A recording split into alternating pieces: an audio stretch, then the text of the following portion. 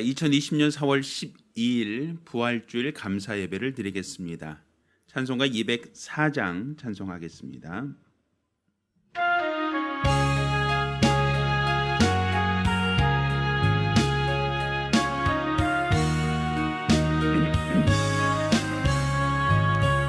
예수로 나의 구주 삼고 성령과 피로써 거듭나니 이 세상에서 내 영혼이 하늘의 영광 누리도다.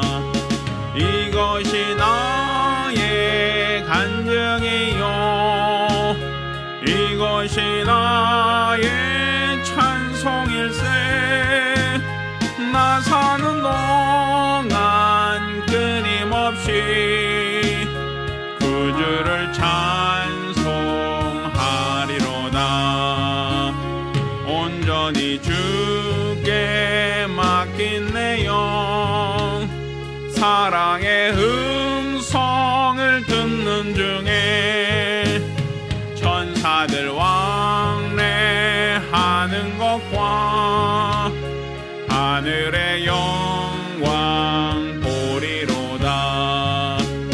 이것이 나의 간증이요 이것이 나의 찬송일세. 나 사는 동안 끊임없이 구주를 찬송하리로다. 주 안에 기쁨 누림으로 마음의 풍랑이 잔잔하니 세상과 나는 간 것 없고 구속한 주만 보이도다. 이것이 나의 간증이요 이것이 나의 찬송일세. 나 사는 동안 끊임없이 구주를 찬송하리로다.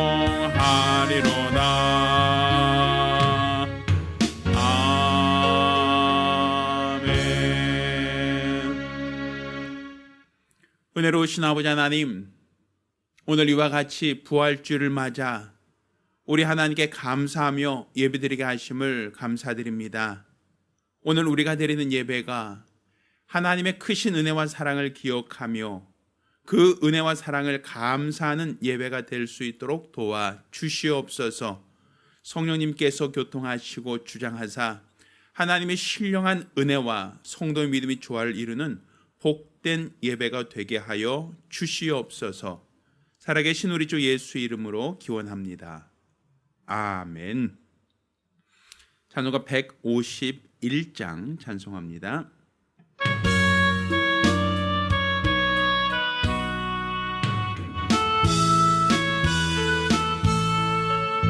다시 사신 구세주 나 항상 섬기네.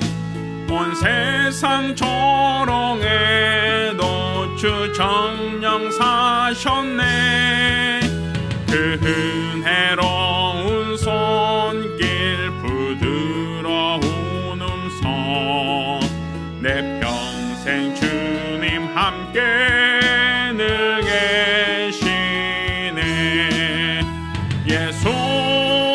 예수 늘 살아 계셔서 주 동행하여 주시며 늘 말씀하시네. 예수 내 구세주 예수 내 맘에 살아계시네. 늘 살아계시네. 온 세상 살펴보니 주 사랑 알겠네. 내 마음이 아플 때도 주 사랑 알겠네.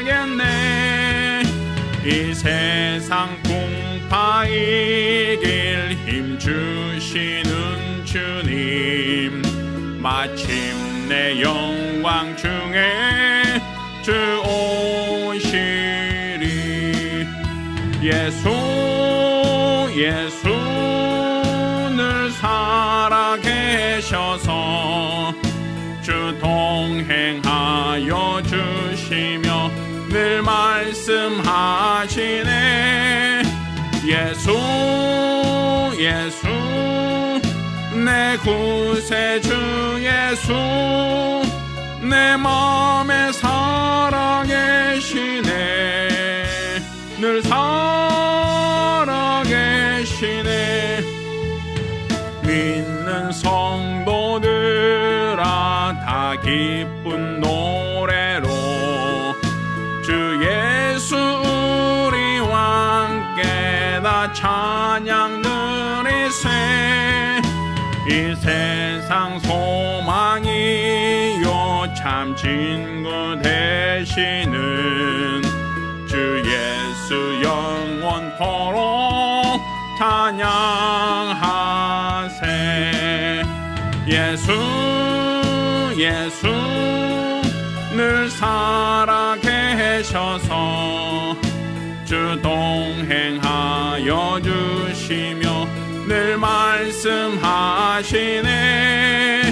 예수 예수 내 구세주 예수, 내 맘에 살아계시네. 늘 살아계시네.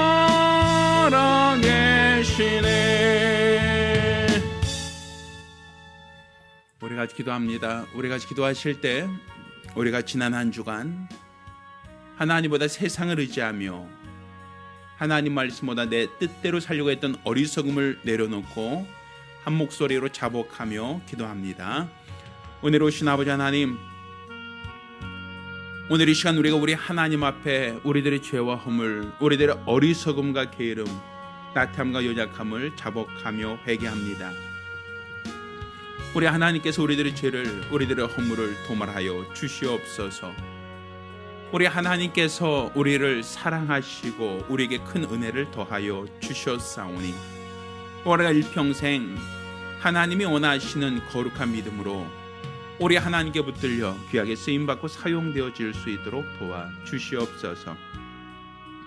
우리는 우리 하나님을 알고 하나님을 믿으며 또 우리 하나님을 사모하고 하나님을 신뢰하는 거룩한 증거가 있기를 원합니다. 믿음 안에서 우리 하나님께 붙들려 우리 하나님께 귀하게 쓰임받고 사용되어지길 원합니다. 이를 위하여 우리들의 죄와 허물을 주 앞에 자복하고 회개하오니 우리 하나님께서 우리들의 어리석음과 연약함, 게으름과 나태함을 용서하여 주시기를 원합니다. 코로나19가 확산되고 이로써 사람들이 두려워하고 겁을 내는 중에 우리는 이 모든 기회를 하나님께 돌아올 기회로 삼기보다는 세상과 타협하며 세상과 적당히 우리는 협작하는 수준에서 대응했던 것을 우리가 기억합니다. 하나님께 무릎 꿇어야 할 그때에 우리들은 세상의 방법을 찾았고 세상의 방법이 좋은 방법이다라고 생각했습니다. 지금이 바로 우리 믿음을 회복할 때요, 지금이 바로 우리 하나님께 돌아가야 할 때임에도 불구하고 그렇게 살지 못했던 우리들의 과오를 우리 하나님께서 불쌍히 여겨 주시옵시사. 아버지 하나님 앞에 친밀해질 수 있는 기회, 우리 하나님의 거룩한 뜻대로 살 수 있는 기회가 되게 도와주시고 내 생각과 내 판단, 내 감정이 아니라 오직 주의 거룩한 말씀에 권위를 두는 거룩한 성도가 되어질 수 있도록 도와주시옵소서. 이 예배를 받아주시고 주장하여 주시옵소서.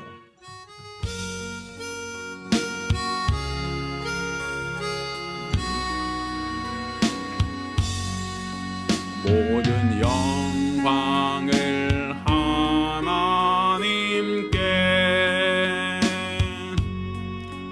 모든 영광을 하나님께, 온 마음과 뜻 다해 주 사모합니다. 모든 영광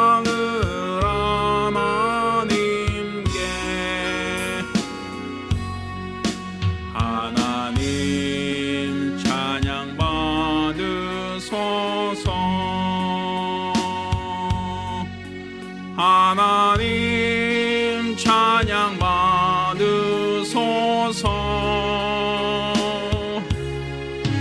온 마음과 뜻 다해 주 찬양합니다. 하나님 찬양 받으소서. 아멘. 은혜로우신 아버지 하나님, 오늘 주 앞에 나올 때에 공수로 나오지 않고 믿음으로 나와 예물드린 우리 모든 성도들을 기억하시고 저들이 하나님께 믿음을 드렸사오니 하나님께서 영광받아 주시옵소서. 수입의 10분의 1을 구별하여 하나님께 드린 손길을 복주시고 또 매월 작정한 대로 월점 드린 모든 손길을 복주시며 하나님께 감사함으로 예물드린 모든 자들에게도 하나님께서 큰 은혜와 복을 더하여 주시옵소서. 특별히 우리 하나님께 감사하되 부활주를 맞아 우리 모든 죄와 허물을 대속하신 또한 죽으시고 살아나신 우리 주 예수께 감사하는 마음으로 감사함을 드렸사온즉 우리 하나님께서 영광 받아 주시고 저들에게 부활의 참 기쁨과 소망이 가득 차게 도와 주시옵소서. 선교 예물 드린 자들을 복주시사 그물줄 쓰여지는 곳에 더 많은 영혼들이 구령되어지는 거룩한 역사가 있도록 도와 주시옵소서. 또 연복해 감사함으로 연방 모든 자들에게도 하나님의 큰 은혜가 있도록 하나님의 큰 사랑이 있도록 도와 주시옵소서. 살아계신 우리 주 예수 이름으로 축복하며 기도합니다. 아멘. 오늘 주 앞에 감사하며 예물드린 우리 모든 성도들과 가정들마다 하나님의 신령한 복과 은혜의 길을 예수 이름으로 축원합니다. 할렐루야. 하나님 말씀 함께 봉독하겠습니다. 하나님 말씀은 창세기 37장 12절로 28절까지 말씀을 교독하겠습니다. 오늘 함께 봉독하실 하나님 말씀 창세기 37장 12절로 28절까지 말씀을 교독합니다. 창세기 37장 12절로 28절까지 말씀을 교독하실 때 마지막 절은 같이 읽습니다. 그 형들이 세겜에 가서 아비의 양떼를 칠 때에 이스라엘이 요셉에게 이르되 내 형들이 세겜에서 양을 치지 아니하느냐 너로 그들에게로 보내리라. 요셉이 아비에게 대답하되 내가 그러하겠나이다. 이스라엘이 그에게 이르되 가서 내 형들과 내 양떼가 다 잘 있는 여부를 보고 돌아와 내게 고하라 하고 그를 헤브론 골짜기에서 보내매 이에 세겜으로 가니라. 어떤 사람이 그를 만난즉 그가 들에서 방황하는지라. 그 사람이 그에게 물어 가로되 내가 무엇을 찾느냐. 그가 가로되 내가 나의 형들을 찾아오니 청컨대 그들의 양치는 곳을 내게 가르치소서. 그 사람이 가로되 그들이 여기서 떠났느니라. 내가 그들의 말을 들으니 도단으로 가자 하더라. 요셉이 그 형들의 뒤를 따라가서 도단에서 그들을 만나니라. 요셉이 그들에게 가까이 오기 전에 그들이 요셉을 멀리서 보고 죽이기를 꾀하여 서로 이르되 꿈꾸는 자가 오는도다. 자 그를 죽여 한 구덩이에 던지고 우리가 말하기를 악한 짐승이 그를 잡아먹었다 하자. 그 꿈이 어떻게 된 것을 우리가 볼 것이니라 하는지라. 우르벤이 듣고 요셉을 그들의 손에서 구원하려 하여 가로되 우리가 그 생명은 상하지 말자. 우르벤이 또 그들에게 이르되 피를 흘리지 말라. 그를 광야 그 구덩이에 던지고 손을 그에게 대지 말라 하니 이는 그가 요셉을 그들의 손에서 구원하여 그 아비에게로 돌리려 함이었더라. 요셉이 형들에게 이르매 그 형들이 요셉의 옷 곧 그 입은 채색 옷을 벗기고 그를 잡아 구덩이에 던지니 그 구덩이는 빈 것이라. 그 속에 물이 없었더라. 그들이 앉아 음식을 먹다가 눈을 들어본즉 한때 이스마엘 족속이 길르앗에서 오는데 그 약대들을 향하여 유향과 몰약을 신고 애굽으로 내려가는지라. 유다가 자기 형제에게 이르되 우리가 우리 동생을 죽이고 그의 피를 은닉한들 무엇이 유익할까? 자, 그를 이스마엘 사람에게 팔고 우리 손을 그에게 대지 말자. 그는 우리의 동생이요 우리의 골육이니라 하매 형제들이 청종하였더라. 때에 미디안 사람 상고들이 지나는지라 그들이 요셉을 구덩이에서 끌어올리고 은 20개를 그를 이스마엘 사람들에게 팔매 그 상고들이 요셉을 데리고 애굽으로 갔더라. 아멘. 할렐루야. 할렐루야. 자, 오늘은 요셉을 통해서 본 구원자 예수라는 제목으로 하나님 말씀을 함께 나누겠습니다. 하나님은 뜻을 정하시고 또 그 뜻대로 일하시는 분이십니다. 그러니까 우리 하나님이 즉흥적인 분이 아니라는 겁니다.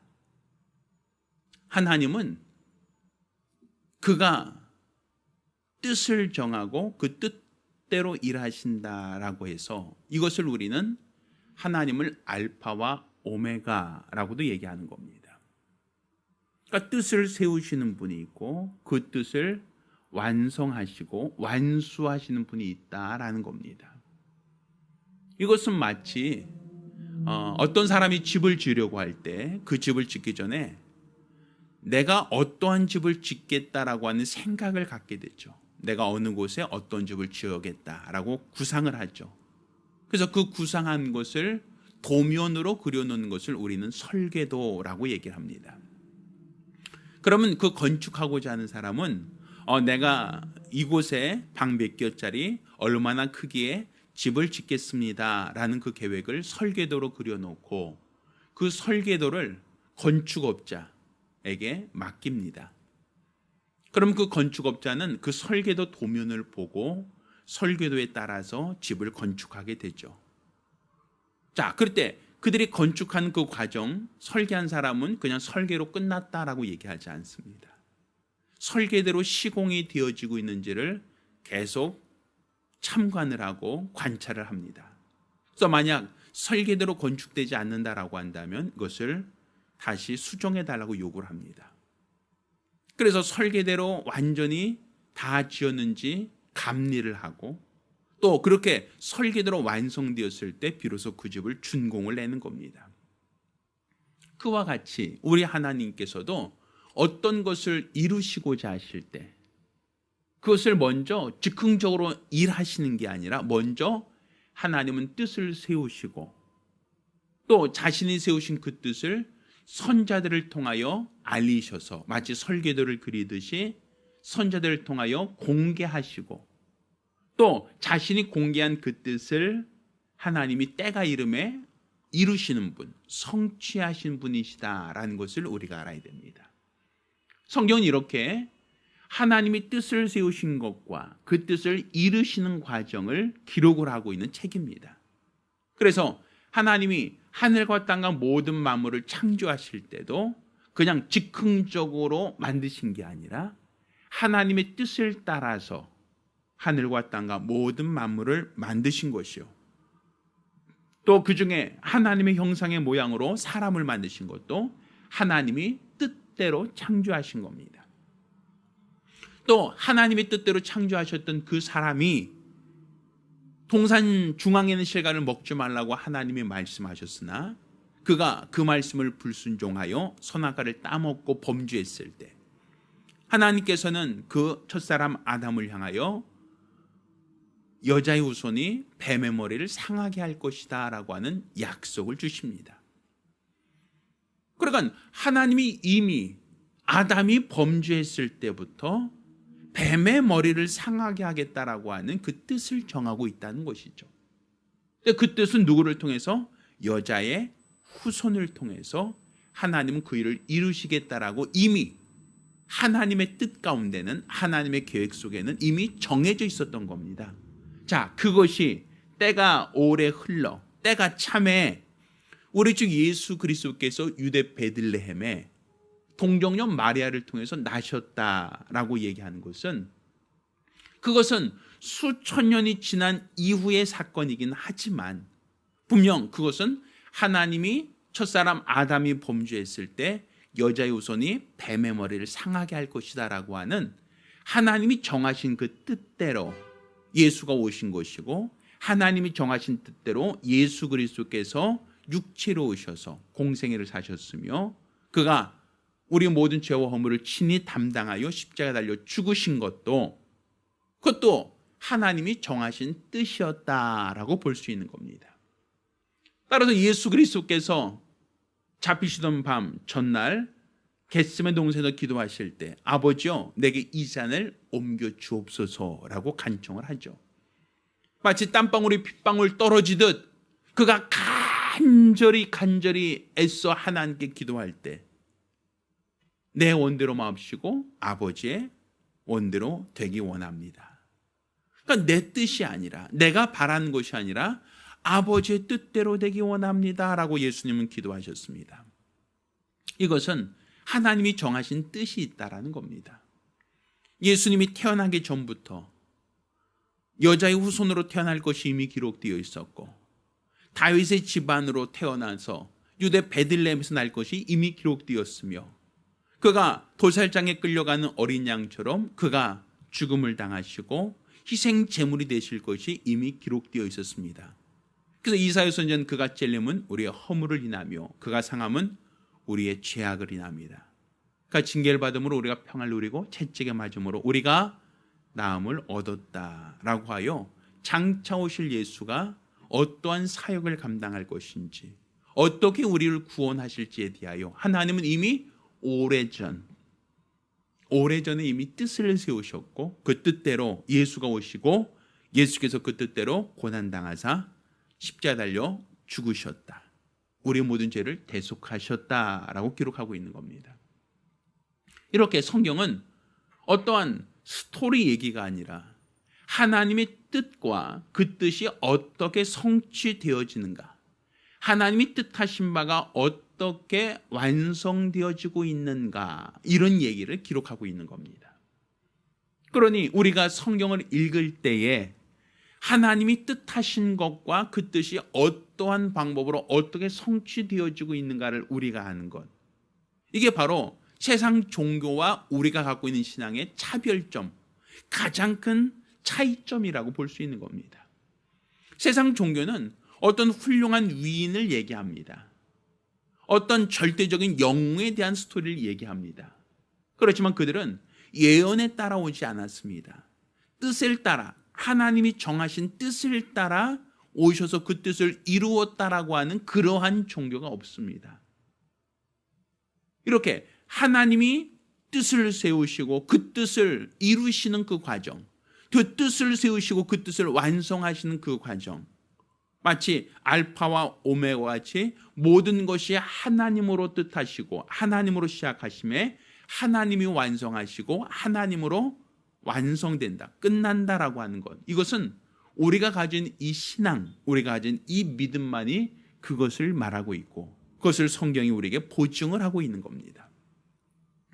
따라서 지금 우리가 가진 이 신앙은 항상 어떤 일이 있을까라는 어떠한 우연을 바라고 이렇게 되었으면 좋겠다라고 하는 어떠한 희망사항을 가지고 신앙생활하는 게 아니라, 하나님의 뜻이 무엇인가, 하나님의 계획이 무엇인가, 하나님이 어떤 뜻을 세우셨는가, 이것을 우리가 분별하는 것이 우리 신앙이란 말입니다. 제가 이제 강남 쪽에 친구가 있어서 강남에 자주 나가게 되는데, 강남 쪽에 이제 길이 막히다 보니까 가능하면 대중교통을 많이 이용을 합니다. 그래서 가장 그 약속 시간을 정확하게 지킬 수 있는 방법이 지하철이니까 저는 이제 지하철을 종종 이용하거든요. 그런데 지하철을 타기 위해서는 반드시 철도가 가설되어져 있는, 레일이 가설되어져 있는 그 역으로 나와야 된다는 것이죠. 그러니까 내가 택시 잡듯이 아무 도로에서나 손을 흔들고 여기요 여기요라고 해서 기차가 거기로 오는 건 아니란 얘기입니다. 그러니까 우리가 집 앞에서 어떤 택시를 부르듯이 우리 집 쪽으로 좀 와주세요라고 하여 기차가 우리 집 쪽으로 와서 나를 태우고 가지는 않습니다. 내가 기차를 타고 내가 원하는 목적지에 가고자 한다면 반드시 역으로 와야 된다는 것이죠. 이 역은 기찻길, 곧 철도 레일이 가설되어 있고 그 열차가 거기에 서기로 이미 정해져 있기 때문입니다.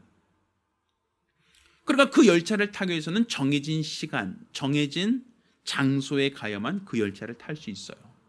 그건 제가 대전에서 침례신학대학을 다니는 과정 속에 매 주일 제가 서울로 올라왔습니다만 그때도 똑같았어요.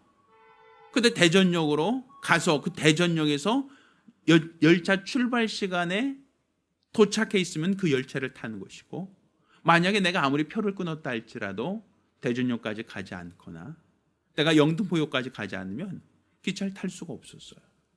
기차는 우리 학교 쪽으로 오지도 않았고 우리 동네로 오지 않았어요. 그러니까 우리가 기차가 몇 시에 출발합니까? 라고 하면 어느 역에서 몇 시에 출발합니다 라고 이미 내가 표를 예매할 때 이미 나와 있단 말입니다. 그럼 내가 그 열차를 타고자 한다면 그 장소로 그 시간에 맞춰서 가면 그 열차를 탈 수 있는 거예요. 만약에 내가 그 시간에 놓쳐서 그 시간에 못 갔다라고 하면 그 열차를 탈 수가 없죠. 또 내가 정해진 장소가 아니라 다른 장소로 갔다라고 해도 그 열차를 탈 수가 없어요. 마찬가지예요. 하나님의 뜻은 이와 같습니다. 하나님은 모든 것을 뜻을 정하셨고 그 뜻대로 이루시는 분이세요. 따라서 우리가 세상 종교와 같이 막연하게 비나이다 지성과 정성을 들이는 것으로 내가 원하는 것을 얻겠지, 내가 기대하는 것을 얻을 거라고 하는 것은 그건 신앙이 아닙니다. 가장 기본적으로 하나님이 무엇을 뜻하셨는가, 하나님이 무엇을 우리에게 주시려고 하셨는가, 그분이 뜻하시고 그분이 약속하신 것이 무엇인가를 먼저 찾고 먼저 분별하고 그 자리에 있어야 우리는 구원을 받을 수 있고 우리는 기도의 응답을 받을 수 있는 겁니다. 세상 종교처럼 막연하게 찾고 막연하게 기복을 구한다고 하여 얻어지는 게 아니란 얘기입니다. 따라서 우리는 우리가 예수 믿고 구원받았다라고 하는 것은 우리가 정한 것이 아닙니다. 예수 믿고 하나님의 자녀가 되었다라는 것도 내가 정한 게 아닙니다. 하나님이 약속하신, 하나님이 뜻하신 방법으로 뜻하신 곳에 와서 뜻하신 분을 만났을 때 우리는 죄사함 받고 구원을 받는다라고 약속을 이루는 것을 우리가 체험하는 겁니다. 따라서 우리의 신앙이 세상 종교와 다르다, 우리의 믿음이 세상과 다르다라고 하는 것은 이렇게 하나님의 뜻을 세우고 그 뜻대로 이루시는 그 과정이 다르다라는 것으로 우리가 분별할 수 있는 겁니다.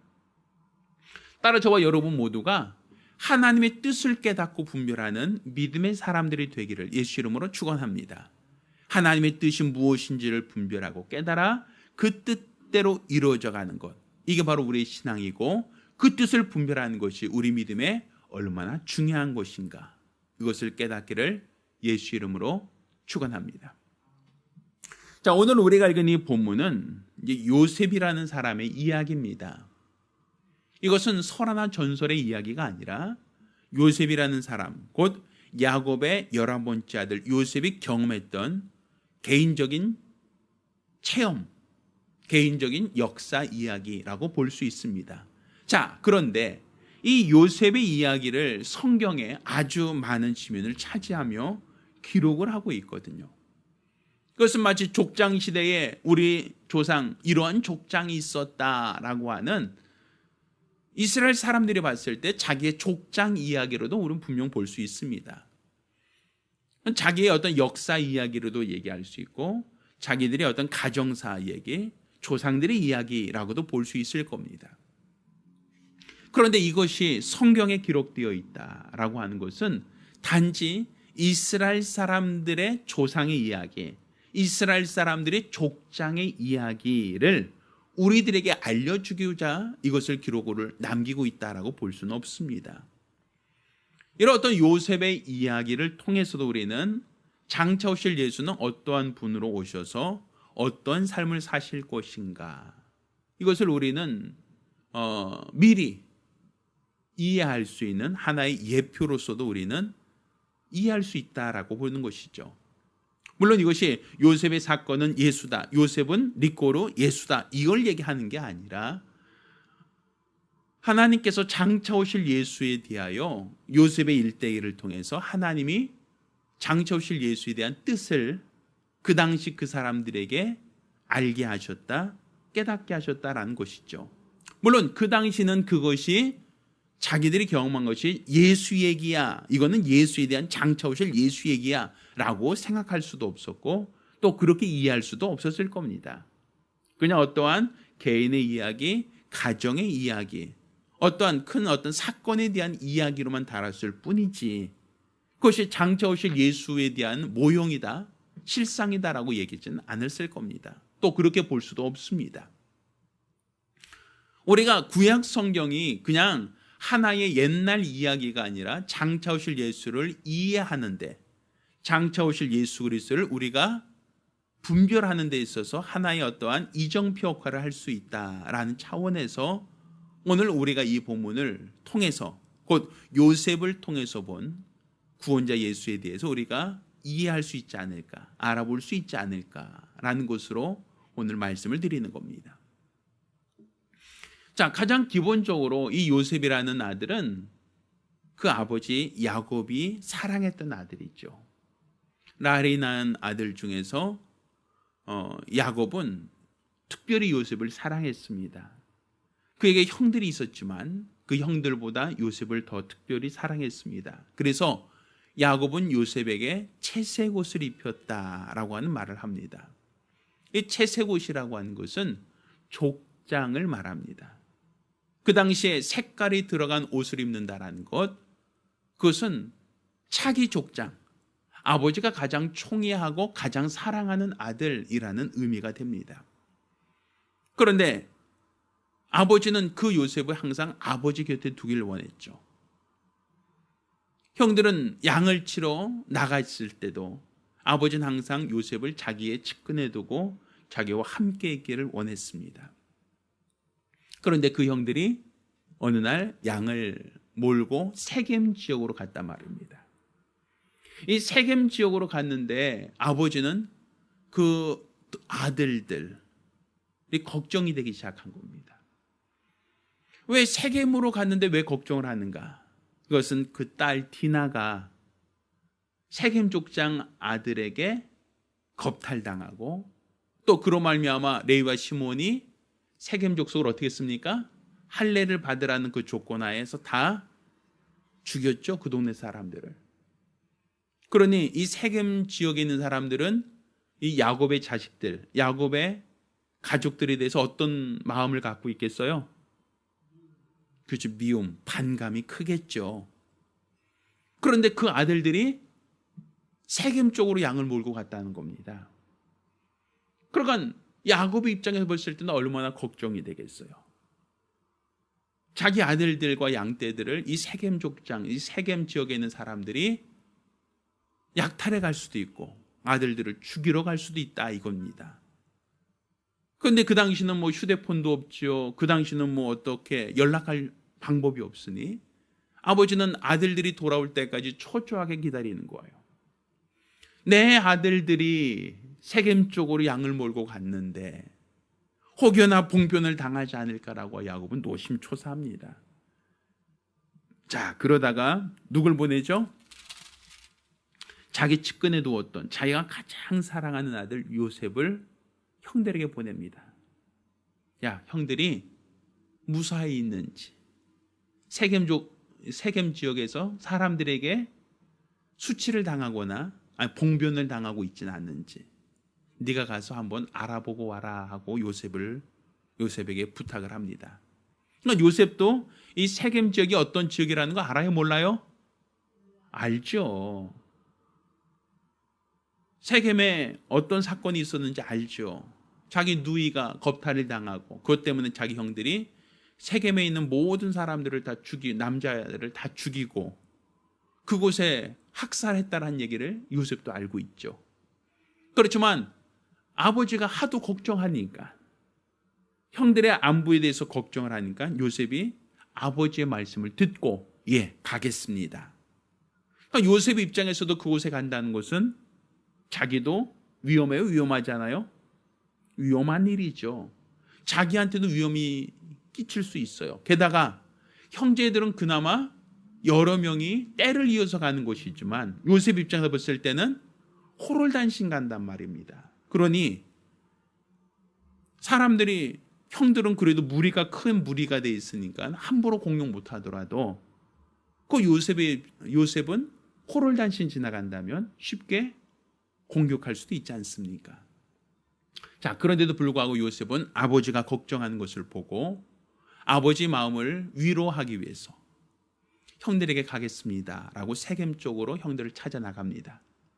자, 근데 세겜 지역을 샅샅이 돌아다니는데 형들이 보이지 않는 거예요. 자, 거기 있는 사람에게 묻습니다. 여기 양치는 사람들이 혹시 어디로 갔는지 보셨습니까? 라고 할 때 도단으로 갔다라고 얘기해요. 도단 지역으로 또다시 이동했다는 겁니다. 자, 그러니까 이제 요셉이 아버지는 세겜에 갔다 오라고 했는데 그러면 아버지 세겜에 없어요. 거기 큰일 없었대요 라고만 전해주면 되는 거 아닙니까? 그런데 요셉은 도단으로 또 쫓아갑니다. 그러니까 요셉은 굉장히 어떤 사람이에요? 아버지가 걱정하는 것을 알고 아버지의 마음을 위로하고자 했던 사람이죠. 그래서 형들의 안부를 끝까지 확인해 보고자 했단 말입니다. 그래서 도단까지 찾아가요. 그런데 도단으로 갈 때 형들은 멀리서 요셉이 오는 걸 보았습니다. 그리고 이와 같이 얘기합니다. 자, 아버지가 특별히 총애하는 아들, 아버지가 특별히 사랑하는 아들, 꿈을 꿔서 우리들을 능욕하게 한 그 동생이 온다라는 것이죠. 그래서 저 동생을 우리가 혼내주자라고 하여 웅덩이에 빠뜨렸다라고 얘기합니다. 자, 이 여기서 말하는 웅덩이라는 게 뭐냐면, 자, 이스라엘은 비가 많이 내릴까요? 비가 많이 안 내릴까요? 비가 많이 내리지 않죠. 그러니까 건기와 우기가 정해져 있단 말입니다. 그리고 건기와 우기가 정해져 있다 보니까 우기 때는 물이 있지만 건기 때는 물이 없죠. 자, 그러다 보니까 이 사람들이 어떻게 하냐면 땅을 파놓는 거예요. 이 계곡 쪽에 땅을 깊이 파놔요. 그러면 비가 오면 계곡 쪽으로 물이 흐를 때 웅덩이에 물이 어떻게 되죠? 고이게 되죠. 그러면 물이 다 마르더라도 웅덩이에 고이는 물은 그나마 오랫동안 저장되잖아요. 마치 저수지 같은 역할을 할 수 있단 말이에요. 그래서 땅을 깊이 파놔요. 물들을 모아놔야 양들이 먹을 수 있으니까. 근데 요셉이 왔을 때 마치 물이 없었다라고 얘기합니다. 그땐 다른 말로 건기란 얘기죠. 요셉을 거기 빠뜨렸어요. 근데 그게 워낙 깊이가 큰지라 요셉이 함부로 나오지 못합니다. 자, 형들이 요셉에게 그 웅덩이에 빠뜨리고 나자, 함정에 빠뜨리고 나자 이제 걱정이 되는 겁니다. 동생이 아버지께 돌아가서 뭐 할까? 뭐예요? 고자질 하잖아. 고자질. 아버지 형들이요 저 빠뜨리고요 저 이렇게 놀렸어요. 이거 아닙니까? 그럼 형들 입장에 볼 때는 아버지가 또 다시 동생 때문에 자기들에게 역정을 낼 수 있다라고 보는 거죠. 그러니 형들이 웅덩이에 빠뜨린 다음에 생각합니다. 야, 아예 동생 죽이자. 그리고 동생을 죽이고 아버지께는 뭐라고 얘기하냐면 들짐승이 동생을 해쳤습니다. 그러니까 동생이 들짐승에 의해서 상했습니다라고 그렇게 고하자, 거짓으로 알려주자라고 그렇게 얘기를 합니다. 자, 그때 그 형, 가장 큰 형 르우벤이 요셉을 죽이는 것을 막으려고 하죠. 야, 동생은 죽이지 말자. 왜 우리 형제인데 아무리 그래도 형제 어떻게 죽이려고 하느냐 하고 그럼에도 불구하고 이제 죽이지 말자라고 하는데 유다 형 등의 유다가 약대가 오는 그러니까 그 많은 그 장사치들이 지나가는 걸 보고 야, 얘 죽이는 것도 좀 그렇다고 얘 그냥 그대로 아버지께 보내는 것은 더욱더 아버지한테 야단 맞을 테니까 아예 그냥 팔아버리자라고 하여 은을 받고 돈을 받고 동생을 팔았다. 애굽으로 팔았다라고 얘기합니다. 그러니까 노예로 팔았다는 얘기입니다. 오늘 우리가 읽은 이 본문이 여기까지예요. 자, 그 동생은 무엇을 위해서 거기까지 찾아갔습니까? 무엇을 위해서? 아버지가 지시하신 것, 아버지가 원하시는 것을 알기 위해서 세겜이라고 하는 아주 위험한 곳까지 찾아간 곳이죠. 또 거기뿐 아니라 도단까지도 형을 찾아가서 형들의 안부를 묻고 아버지에게 소식을 전하려고 거기까지 찾아간 곳이었죠. 그 동생은 형들을 해칠 생각도 없었고 형들을 놀리거나 형들을 다치게 할 생각도 없었어요.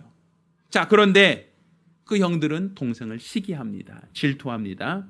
아버지가 그 동생만 사랑하고 동생에게만 특별히 대하는 것을 알기에 형들은 동생을 시기하여 그를 잡고 함정에 빠뜨리고 또 그를 돈 주고 종으로 팔았다라고 얘기합니다.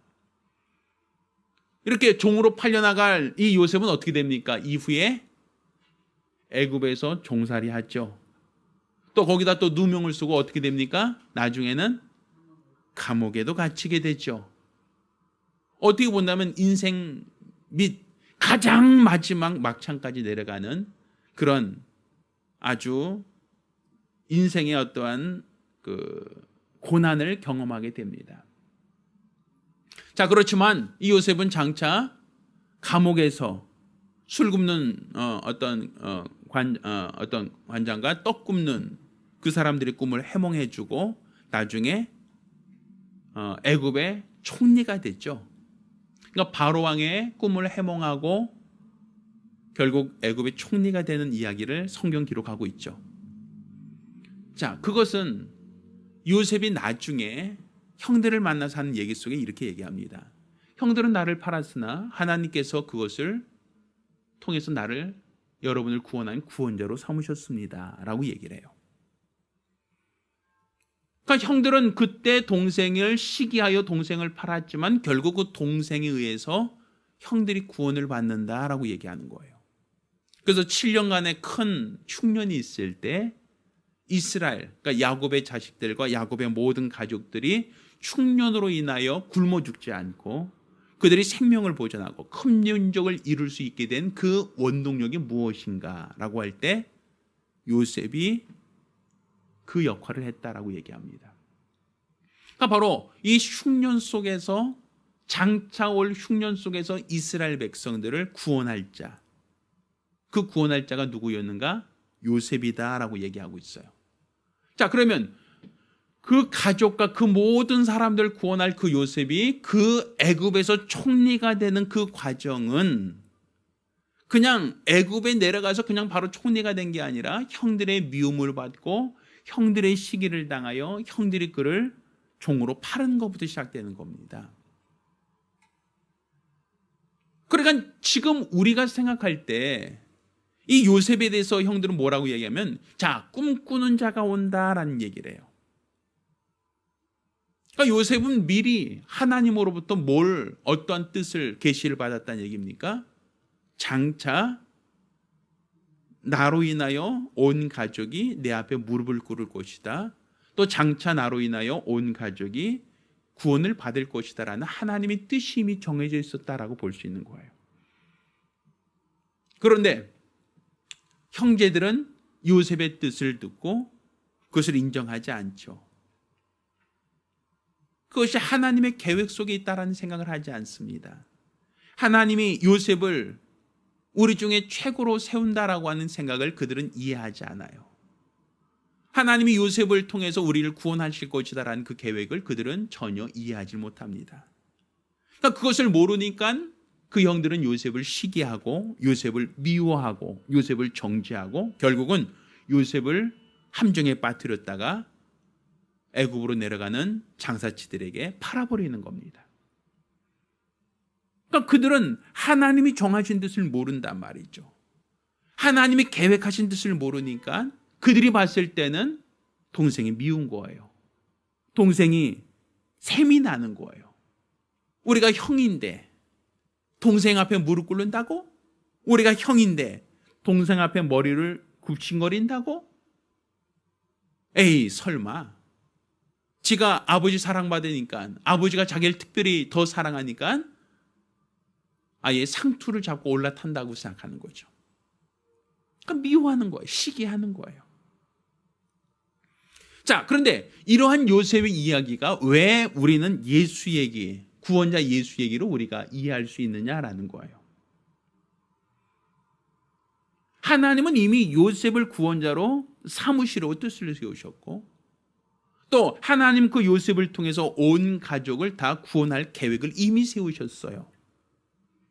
그런데 사람들은 알지 못하니까 사람들은 요셉을 시기하였고, 요셉을 미워하였고, 요셉을 정죄하여 요셉을 종으로 팔았죠.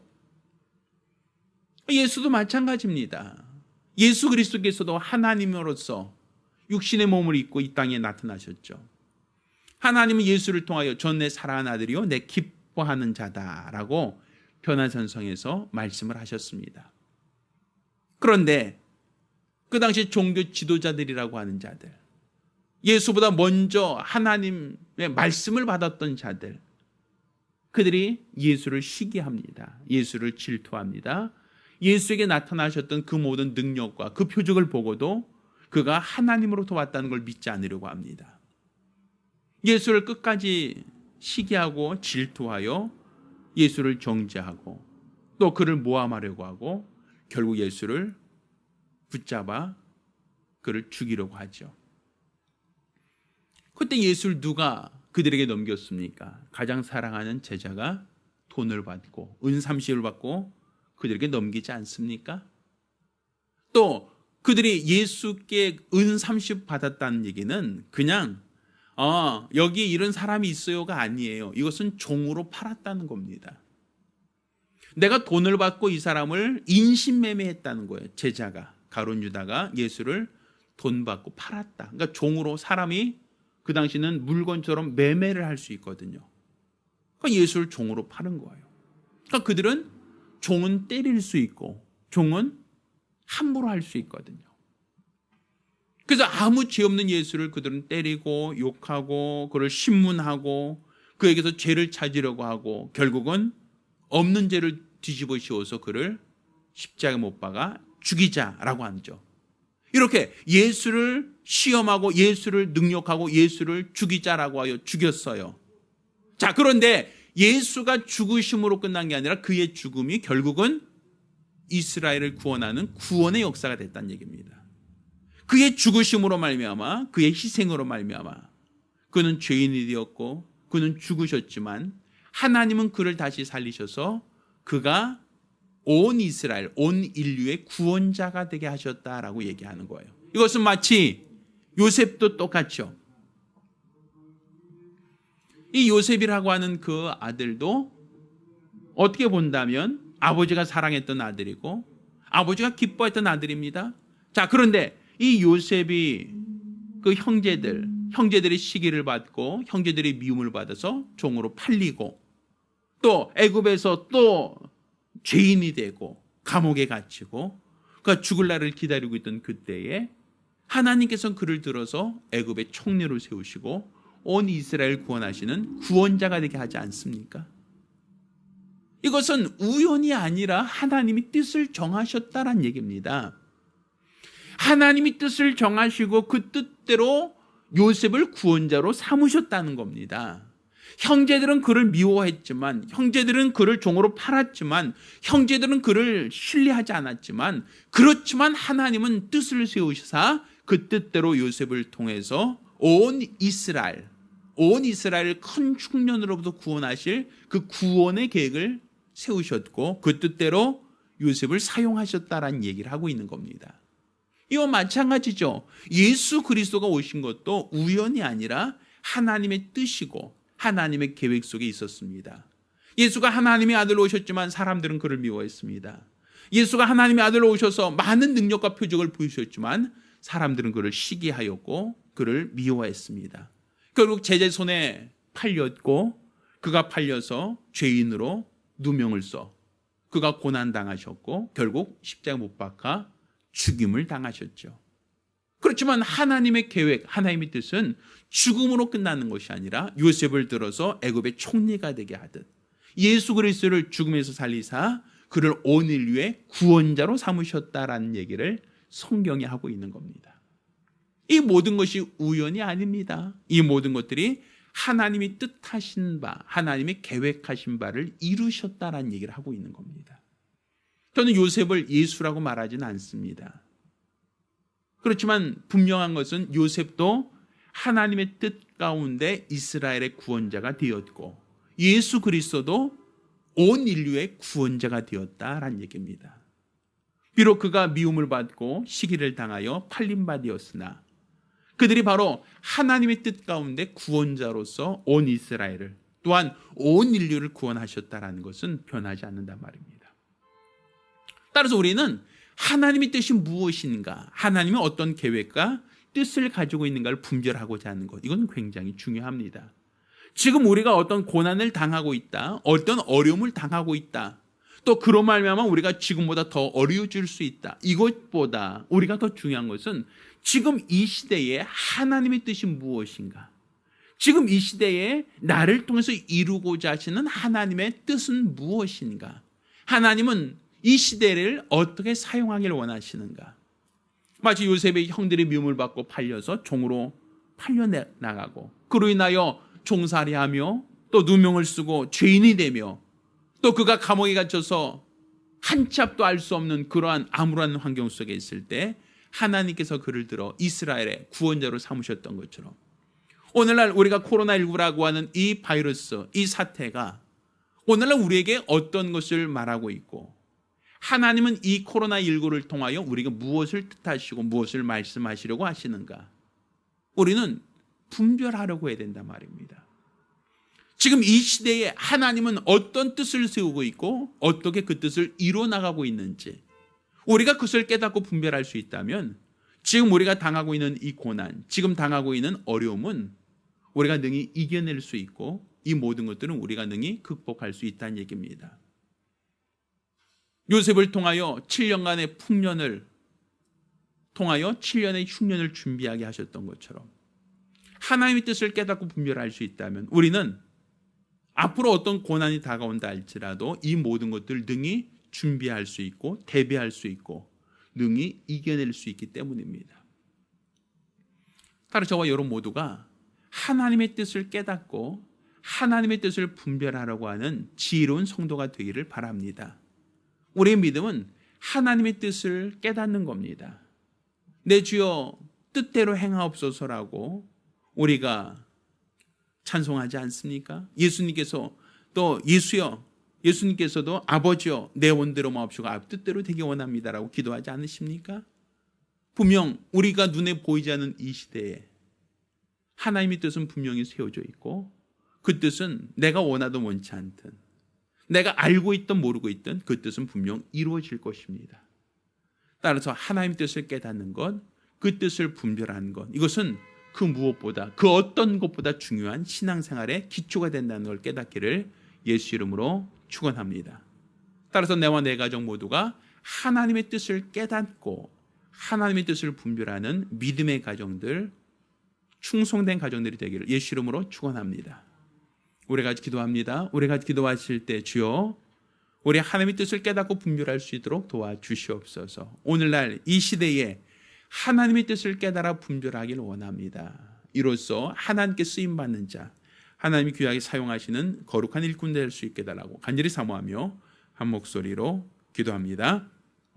오늘 오신 아버지 하나님, 우리 하나님께서 크신 은혜를 더하여 주시옵시사 우리가 우리 하나님의 뜻을 깨닫고 분별할 수 있는 믿음의 사람들이 될 수 있도록 도와주시옵소서. 사람들은 하나님이 보이지 않고 하나님의 뜻을 알지 못하기에 이 시대에 하나님이 어떻게 일하시는가, 하나님이 어떻게 도우시는가, 하나님이 어떻게 그 일을 이루고자 하시는가에 대해서 많은 사람이 궁금해하면서도 깨닫지 못할 때가 참으로 많습니다. 당장 눈앞에 있는 현실, 당장 눈앞에 있는 고난에 대해서만 의미를 부여하고 그 고난으로 인하여 낙심하고 절망하고 좌절할 뿐입니다. 그렇지만 우리가 분명히 알아야 될 것은 하나님이 정하신 뜻을 하나님은 반드시 이루고자 하신다는 것을 깨닫게 도와 주시옵시고, 따라서 하나님이 지금 이 시대에 무엇을 뜻하셨는지, 무엇을 계획하셨는지, 또한 무엇을 말씀하시려고 하시는지 깨달아 분별할 수 있도록 도와 주시옵소서. 우리가 우리 하나님의 뜻을 깨닫고 분별함으로써 하나님이 기뻐하시는 성도가 되어질 수 있도록 도와 주시기를 원합니다.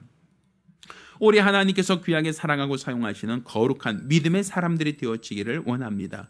온전히 우리 하나님만을 기뻐하며 하나님이 사용하시는 거룩하고 복된 성도가 될 수 있도록 도와 주시옵시고, 일평생 하나님이 원하시는 거룩한 믿음으로, 하나님이 바라시는 거룩한 믿음의 열심으로 우리 주 앞에 붙들려 귀하게 쓰임받고 사용되어질 수 있도록 도와 주시옵소서. 우리 하나님께서 우리를 사랑하시고 우리에게 큰 은혜를 더하여 주셨사오니 내 평생에 우리 주 예수를 알고 믿고자 하는 거룩한 믿음으로 세상을 이기는 복된 성도가 될 수 있도록 도와 주시옵소서. 우리 하나님께서 원하시는 거룩한 믿음으로 주의 뜻을 깨닫고 그 뜻대로 우리가 세상을 이기는 거룩한 자들이 될 수 있도록 도와 주시옵소서. 특별히 우리 주 예수 그리스도 사망 권세 이기고 부활하신 이 부활 주일에 우리가 부활의 기쁨을 누리며 하나님의 뜻이 온전히 이루어지듯 바로 우리를 통해서도 이루어지고 성취되어지는 거룩한 증거를 갖게 도와 주시옵시사. 내 안에 있는 모든 죄와 허물을 도말하시고 예수의 생명이 풍성할 수 있는 하루가 되게 도와 주시며, 또 이와 같은 예수 그리스도의 부활하심이 내가 아는 모든 이웃과 친지들에게도 증거되어져서 더 많은 영혼들이 그리스도 예수 앞에 무릎 꿇을 수 있는 복된 기회가 될 수 있도록 도와 주시옵소서. 살아계신 우리 주 예수 이름으로 기도드렸습니다. 아멘.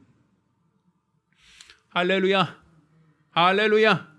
우리 주 예수 그리스도의 은혜가 있기를 예수 이름으로 축원합니다. 자, 모두 일어나서 함께 찬송하고 오늘 예배를 마칩니다.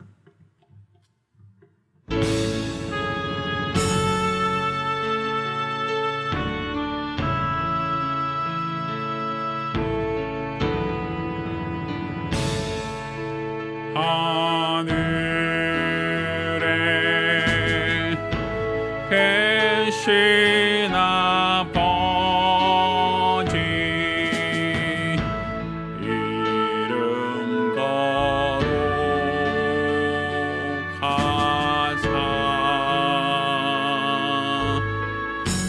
주님 나라 임하시고 뜻이 이루어지다.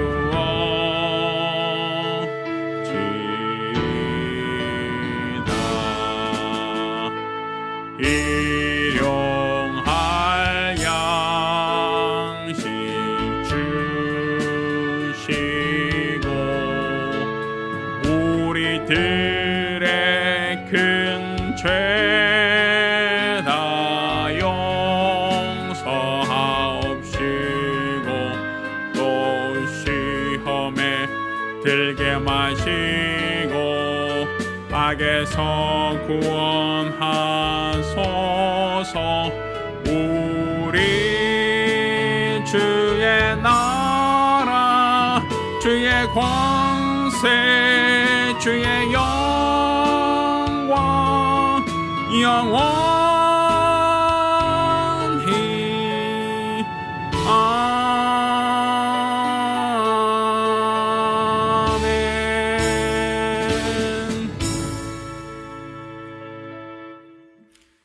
이제는 우리 주 예수 그리스도의 은혜와 아버지 하나님의 극진하신 사랑과 보혜사 성령님의 교통하시고 역사하심이 오늘 이와 같이 하나님의 뜻을 깨닫고 분별함으로 일평생 주의 뜻대로 살기로 결심한 우리 모든 성도들과 가정들 위해 이제로부터 영원까지 함께 있을지어다.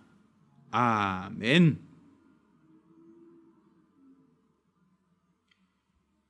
자, 우리 하나님께 영광이 돌리겠습니다.